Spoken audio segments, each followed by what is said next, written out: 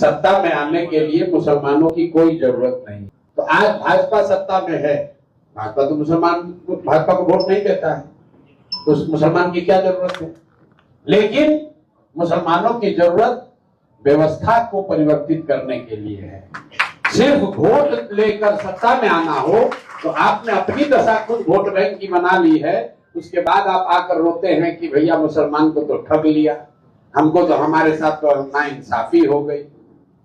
30 वर्ष से आप निश्चिंत होकर बिना किसी के झांसे में आए हुए आपने लालटेन को ही वोट दिया, किसी ने आपका वोट नहीं काटा। तो 30 वर्ष में आप कितने बार भाजपा को हरा पाए ये बता दीजिए। 30 वर्ष में आपने अपने बच्चों का क्या कर लिया वो बता दीजिए। कितनी आपको राजनीतिक भागीदारी मिल गई है वो बता दीजिए। भाई कोई किसी को वोट क्यों देता है? वोट देने की 3 ही वजह है। या तो आप अपना विकास करना चाहते हैं, दूसरा आप राजनीतिक भागीदारी चाहते हैं, तीसरा आप अपने राजनीतिक विरोधी को हराना चाहते हैं। इन तीनों नजरिए से आप जरा अपने 30 वर्ष के अपनी समझ और अपने वोट देने की प्रवृत्ति को जांच लीजिए। तो मेरे भाई विकास का हालत ये है कि हमको कहने की जरूरत नहीं है, सच्चर कमेटी पढ़ने की जरूरत नहीं है। आप खुद जानते हैं कि बिहार में दलितों के बाद अगर सबसे ज्यादा कोई गरीब बदहाल फटेहाल है तो मुसलमान ही है। तो 30 वर्ष से तो आपको विकास तो नहीं मिला है, इस पर तो कोई बहस नहीं कीजिएगा। दूसरा अब आ जाइए राजनीतिक भागीदारी की बात।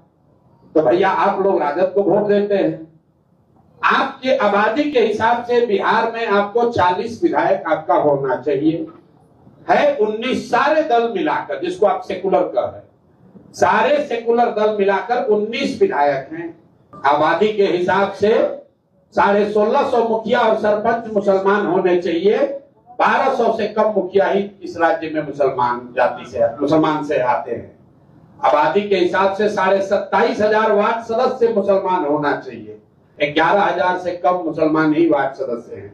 अब आप हमको जवाब दे दीजिए कि आपके बच्चे, आपके समाज के लोग वो क्यों नहीं मुखिया लड़े, वो वार्ड सदस्य क्यों नहीं बने? भाई उनको किसने रोका था? उनको उस मानसिकता ने रोका है जिसकी आप इतनी तरफदारी कर रहे हैं। क्योंकि आज से 30 वर्ष में लालू जी जैसे पार्टियों ने आपको ये बता दिया कि आप अल्पसंख्यक हो, जीना चाहते हो तो हमारे पीछे रहो, लालटेन में किरासन तेल बनकर जलते रहो, खुद खड़ा होने की कोशिश मत करना। और आपको समझ में भी नहीं आ रहा।